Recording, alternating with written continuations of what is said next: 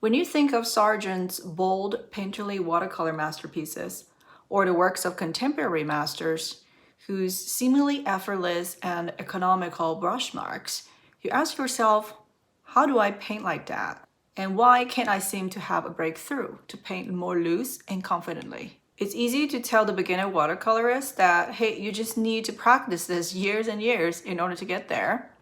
But also, I'm noticing top 3 specific reasons that's really preventing the beginner artist from making their breakthrough. The problem number 1 is that when we start learning watercolors, we just go to classes and watch a lot of introductory videos. So much of these content are really focused on the medium itself, teaching you all kinds of tricks and techniques. My favorite is spraying alcohol and using salt, as if that's gonna change our game and instantly make us a master. Because in reality, what makes a painting successful is mostly not due to the usage of a specific medium, but is due to the accurate drawing, a correctly judged tonal ranges, but perhaps the most impressive and important skill is distilling the forms into paintable shapes. And then you paint those shapes in a highly expressive and bold manner. And that, combined with the techniques of the medium, it what really gives you a painterly expressive look. If the distillation is the most important skill, then here's the other problem I see in most painting classes. We're following step by step what the teacher does. So then the most crucial skill of interpreting the subjects and translating complex forms into paintable shapes, that process was not done by us, it was done by the teacher. And then you would think, oh, I got it. But when faced with a different scene or subject, you will feel lost again. And the problem number 3 that prevents beginners from achieving that painterly look is that we are tricked by how loose and effortless the master's works are, as if it is done on a whim. However, the opposite is true. Have you guys ever heard of the story theory, where in a good movie, there is not a single dialogue that does not contribute to the plot or character development? The same can be said about a masterful painting, where there is not 2 paint strokes alike, and every paint marks are laid down very carefully, intentionally, but not more than what is necessary or essential. So most certainly, this type of work is done by a super zen and thoughtful person, certainly not a maniac painting up a storm. However, beginners tend to be so eager to just put marks on the paper without thinking too much. They would do that first only to realize the effect was not what they wanted, and they would try to go ahead and correct it, therefore overworking the work and ruining it further.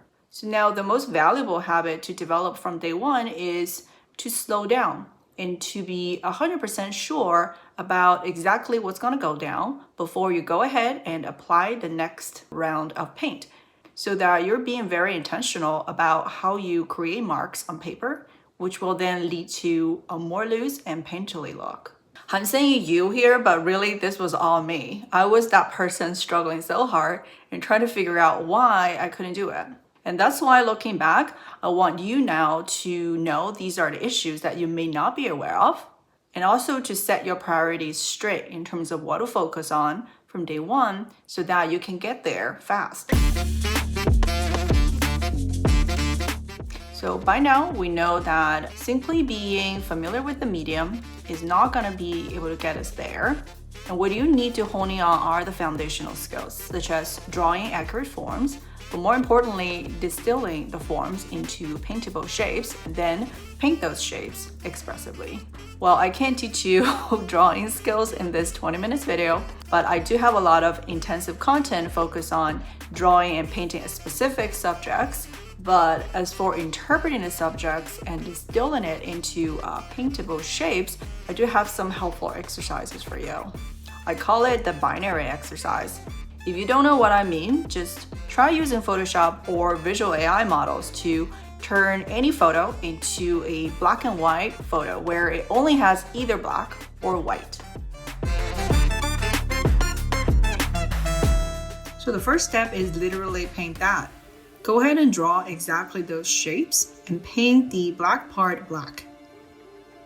Of course, you want to avoid complicated objects and start with just like a scene of a singular subject, like just a row of forest.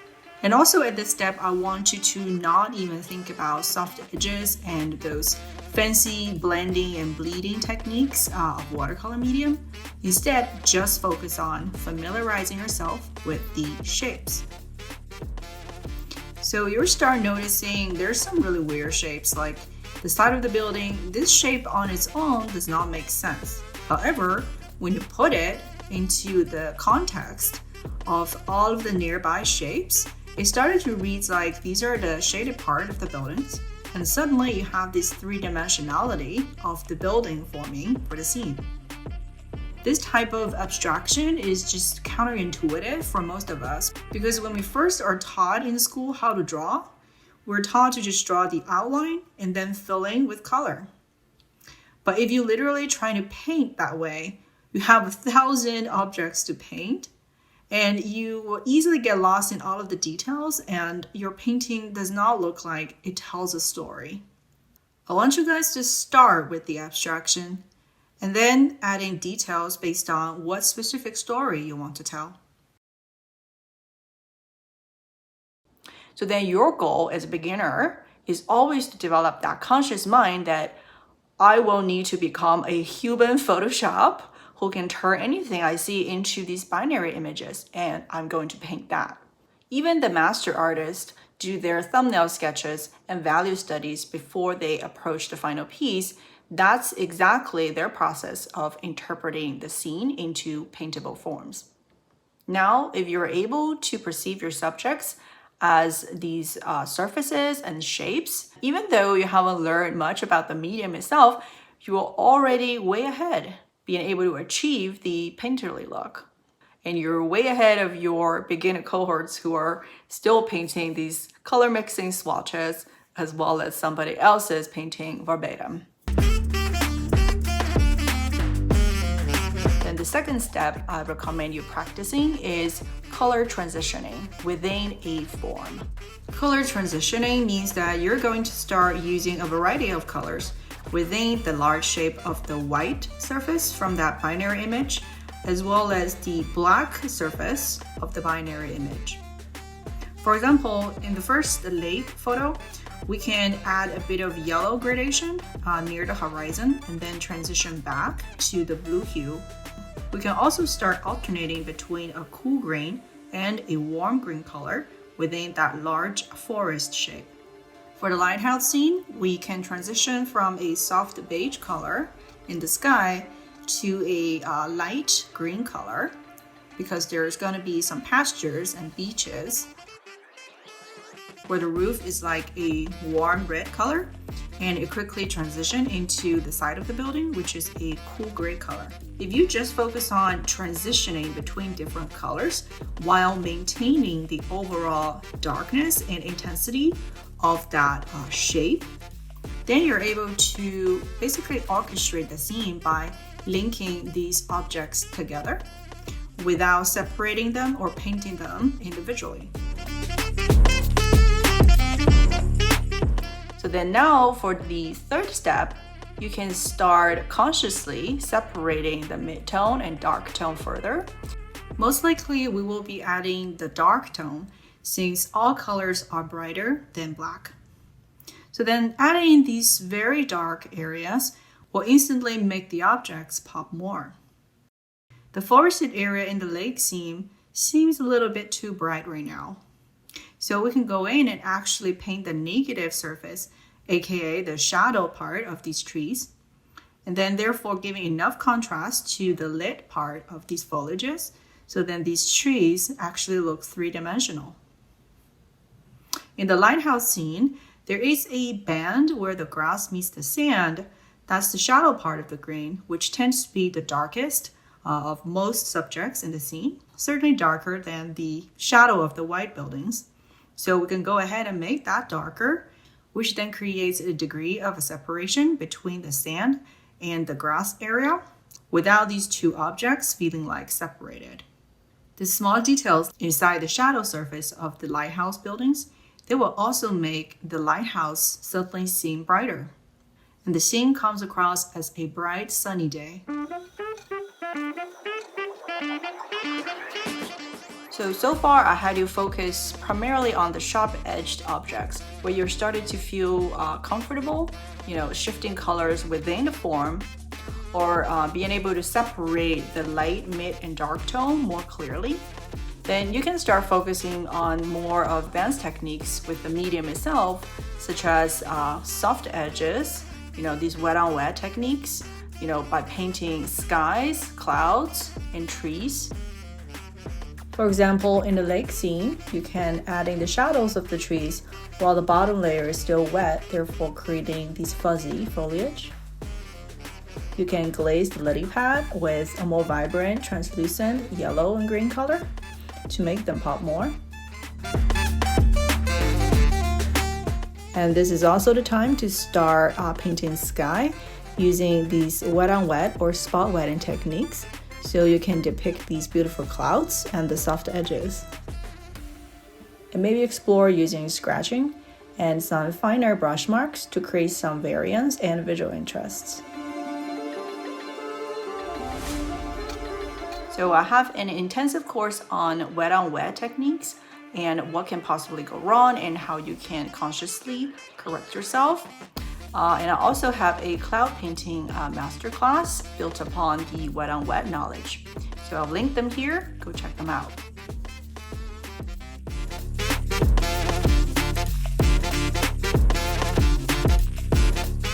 So now you have done all of these hard works and foundational work that you started to feel confident, and your forms are very articulate, your value ranges are very clear and separated.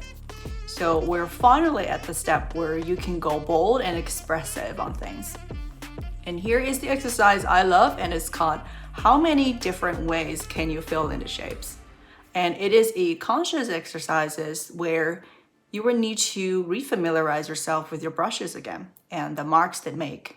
And then it started to figure out, if I were to paint this, painting again, how would I fill in the shapes? How many different ways I can hold the brush, maybe switch to different brushes to make different marks so that there's no repetition or traces of overworking throughout the painting.